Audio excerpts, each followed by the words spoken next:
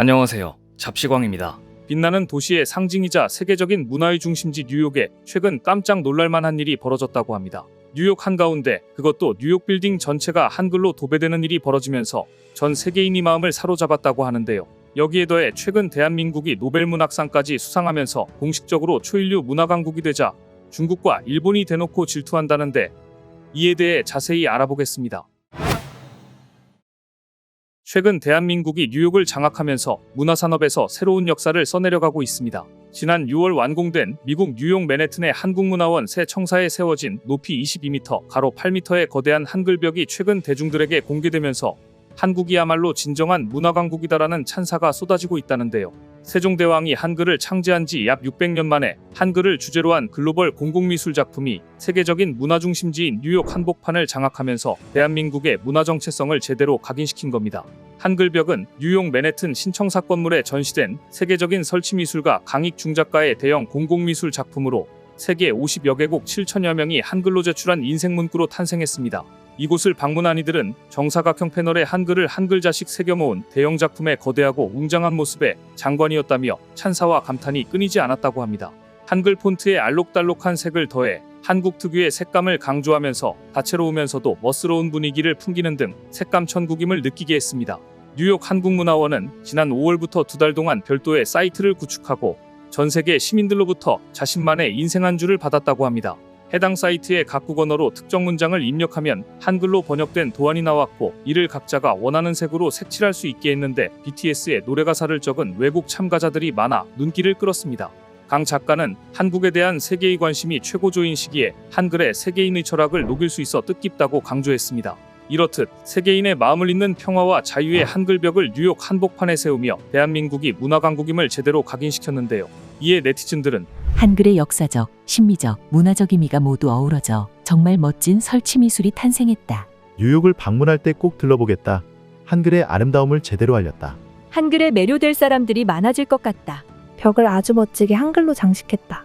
등의 반응을 보였습니다. 이런 가운데 최근 소설가 한강이 대한민국이 사상 처음으로 노벨문학상을 받자 외신에서도 기염을 토하며 한국 문화의 세계적인 영향력이 얼마나 강력한지 알 수 있는 대목이라며 그야말로 찬사를 보내고 있습니다. 소년이 온다, 채식주의자 등을 쓴 한강의 2024 노벨문학상 수상 소식에 대한민국뿐만 아니라 외신에서도 들썩이고 있는 상황입니다. 실제로 한국 작가 중 최초로 이뤄진 이번 수상에 전 세계에서는 한국도 이제 노벨문학상 수상자 보유국이라며 아낌없는 축하를 보냈습니다. 한국인이 노벨상을 탄 건 2000년 평화상을 받은 고 김대중 전 대통령에 이어 두 번째로 한강은 여성 작가로서는 역대 18번째 노벨문학상 수상자가 됐는데요. 특히나 아시아에서 여성 작가로는 최초 수상자로 AP, 로이터, 뉴욕타임스 등 외신들도 이번 소식을 긴급 뉴스로 전하는 등 대대적으로 보도에 나섰습니다. AP는 한강이 한국 작가로는 최초로 노벨문학상을 받았다며 한강의 이번 노벨문학상 수상은 점점 커지고 있는 한국 문화의 세계적 영향력을 반영해준다고 분석했습니다. 뉴욕타임스는 올해 유력한 수상 후보로는 중국 작가 찬쉐 등이 거론됐었다는 점을 들며 한강의 수상은 놀라운 일이라고 전했습니다. 로이터는 1970년생인 한강의 아버지도 존경받는 소설가였다며 그가 문학적인 배경을 가지고 있다고 소개하며 그의 작품에 대해 극찬했습니다. 독보적인 작품 세계를 구축하며 세계를 감동하게 한 작가 한강이 한국 최초의 노벨문학상 작가로 선정되면서 대한민국을 비롯해 전 세계가 들썩이고 있는데요. 이렇듯 대한민국은 K-팝에 이어 영화, 이제는 문학까지 그야말로 초일류 문화강국이 됐습니다. 실제로 이번에 한강의 노벨문학상 수상은 영화와 드라마, 클래식, 대중음악, 미술, 음식 등 대한민국의 콘텐츠가 세계적으로 사랑받는 것과 무관하지 않다는 평가가 나옵니다. AP통신은 한강 작가의 수상은 최근 오스카상을 탄 기생충, 오징어 게임, 방탄소년단 및 블랙핑크 같은 K-팝 그룹처럼 한국 문화의 세계적 영향력이 커지고 있음을 보여준다고 평가했습니다. 이런 이유로 대한민국 문화가 다방면에서 골고루 인기를 끌며 콘텐츠 르네상스를 맞을 것이란 전망이 나오고 있는데요. K-팝이나 드라마처럼 대중문화 한두 분야에서만 성공한 것을 넘어서 문화의 정수라고 할 수 있는 노벨문학상 수상으로 대한민국 문화가 정점을 찍은 만큼 앞으로의 행보가 더욱더 기대된다는 겁니다. 그런데 작가 한강의 아시아 첫 여성 노벨문학상 수상에 일본에서도 놀라움과 부러움 섞인 반응을 보이고 있다고 합니다. 일본 대형 서점에서는 한강 작가의 일본어판 소설을 전시하는 특설 코너가 마련되는 등 인기에 입어 긴급 증세도 결정됐다고 하는데요. 일본 언론에서도 한강의 노벨문학상 수상 소식을 신문 일면에 전하며 놀라움과 부러움이 담긴 시선을 잔뜩 보내고 있습니다. 아사히 신문은 한강의 노벨문학상 수상은 획기적인 일이라고 놀라움을 드러냈습니다. 요미우리 신문은 한강의 작품이 일본에도 많이 번역돼 있다며 대표작 채식주의자 말고도 올해 일본에 출간된 장편소설 작별하지 않는다도 높은 평가를 받고 있다고 보도했습니다. 실제로 한강은 일본에서도 많은 팬들이 있는 것으로 잘 알려졌습니다. 신문에 따르면 도쿄 신주쿠의 기노쿠니야 서점 본점에서 수십 명의 손님들이 노벨문학상 수상자 발표를 생중계로 지켜보다 한강의 수상 소식이 전해지자 환호성을 질렀다고 합니다. 이에 서점은 곧바로 노벨문학상 수상자 한강 특설 코너를 만들어 한강의 일본어 번역서 5권을 내놨는데 한국에서만큼이나 불티나게 팔리고 있다고 합니다. 하지만 일각에서는 왜 하루키가 노벨문학상 수상자가 아니냐는 불만이 나오는 등 시기 섞인 반응도 나오고 있는데요. 실제로 최근 일본 SNS에는 한국이 노벨상을 매수한 거 아니냐, 자기공으로 여길 한국인들을 생각하면 머리가 아프다 등 질투 어린 반응이 올라오고 있습니다.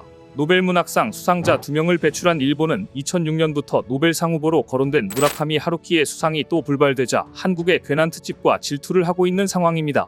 실제로 일본의 포털 사이트 야후재팬에서 일본 네티즌들은 한글로 된 소실이냐? 어떤 이유로 수상한 건지 모르지만 정치적인 이유가 있을 것이다. 노벨문학상에 가치가 있는지 모르겠다. 심사위원들의 편견도 심한 것 같다. 노벨상도 돈으로 받는 시대가 된 것 같다. 노벨상이 신뢰를 잃은 지 오래됐다. 노벨상은 심사위원들의 감정에 따라 결정돼 무의미하다. 등의 반응을 보였습니다. 그리고 중국에서도 한강의 노벨문학상 수상에 대한 관심이 높았는데 중국 매체들은 아시아 여성의 첫 노벨문학상 수상에 주목하며 소식을 앞다퉈 보도했습니다. 아시아 국적 노벨문학상 수상자는 지난 2012년 중국의 모연이 마지막이었는데 신화통신은 한강에 대해 70년대 여성 작가로 80년대 한국 정치운동 사건 등의 작품을 출간했다고 소개했습니다. 중국 매체 펑파이는 영국의 부커상 등 최근 한강의 수상 실적을 언급하면서 삶의 슬픔과 트라우마를 근본적인 차원에서 되돌아보게 한다고 평가했습니다. 현재 한강의 작품은 채식주의자와 소년이 왔다 등 6편이 중국어로 번역돼 출간된 상태인데요. 이번 수상 이후 중국의 인스타그램인 샤오홍슈 등 SNS엔 중국어로 번역된 한강의 중국어판 작품을 올리는 네티즌들도 있었습니다. 그런데 사실 중국에서는 이런 축하 반응보다는 일본과 마찬가지로 한국의 성과를 깎아내리는 등 어이없는 반응을 쏟아내고 있는데요. 특히나 중국은 이번 노벨문학상 유력 수상자로 거론됐던 자국 작가 찬쉐의 수상 불발에 대해 아쉬움을 거침없이 드러내며 한강 작가의 작품을 폄하하기까지 했습니다. 대다수의 중국 네티즌들은 서구의 가치관에서는 한국과 같은 국가를 선호한다. 문학적 요소 이외의 목적을 갖고 있다. 순수하지 않다. 노벨문학상은 학문적, 문학적 목적에 다른 목적을 갖는 경우가 많다. 등 말도 안 되는 억측을 늘어놓았습니다. 또한 이들은 과거에는 노벨상 수상이 국민적 기쁨의 문제였지만 이제는 아니다. 노벨상은 논란에 휩싸일 뿐이다. 한국어로도 문학작품을 쓸 수가 있는 거였냐? 노벨상을 받은 작가는 이제 비판과 비난을 받을 일만 남았다. 찬시가 안 받아서 다행이다. 노벨상은 상품화됐다. 왜 이 한국인에게 노벨문학상을 줘야 하는지 어이가 없다. 등 날선 반응을 쏟아냈습니다. 이렇듯 중국에서는 한국의 노벨문학상 수상을 납득할 수 없다는 반응을 보이는 것을 넘어서 자신들의 수상이 불발되자 정신승리하는 모습까지 보이고 있는데요. 심지어 한강 작가가 노벨문학상을 수상한 뒤로 중국 네티즌들은 노벨상이 가치를 잃었다며 계속해서 깎아내리려 하고 있어 눈살을 찌푸리게 했습니다. 사실 중국에서는 이번 노벨문학상의 자국 작가인 찬쉐의 선정을 간절히 바라고 있었던 것으로 전해졌는데요. 그것도 그럴 것이 앞서 영국의 유명 온라인 베팅 사이트 나이서우즈는 노벨문학상 시상 전 총 26명의 작가를 후보로 올렸는데 여기에는 정작 실제 수상자인 한강의 이름은 빠져 있었고 중국 작가 찬쉐가 예상 순위 2위를 차지했었습니다. 찬쉐는 매년 노벨문학상의 유력 후보로 점쳐졌던 작가로 국내에서도 유명한 오양거리 등의 도서를 발간했고 중국의 카프카라는 별명이 있을 정도로 중국 내에서 높은 인기를 구사하고 있습니다. 그런데 이번에 수상이 불발되면서 중국의 심기가 아주 불편해진 것으로 보이는데요. 이런 불편 어린 마음을 한국에게 고스란히 전달하면서 축하는 못할 망정 축제 분위기에 찬물을 끼얹고 있는 겁니다. 그리고 사실 이번에 중국의 작가가 노벨문학상을 수상하지 못한 아쉬움 말고도 중국에서 노벨상에 심통을 부리는 또 다른 이유가 있다고 합니다. 다름 아닌 인권운동가인 류샤오보에게 노벨상이 2010년 평화상을 시상했기 때문으로 류샤오보는 중국이 반체제 운동가로 선정한 인물입니다.